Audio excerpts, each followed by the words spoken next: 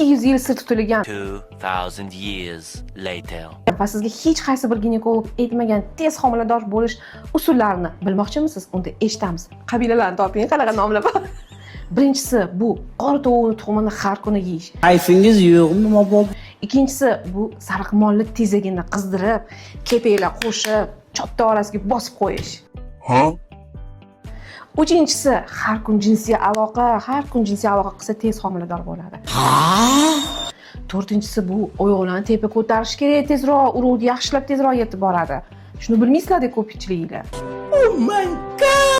Beshinchisi ko'p tuqqan ayollarning duosini olish, ishtonini kiyish, ko'rpasini ustiga yopish. Buni ham bilmasdinglar, to'g'rimi?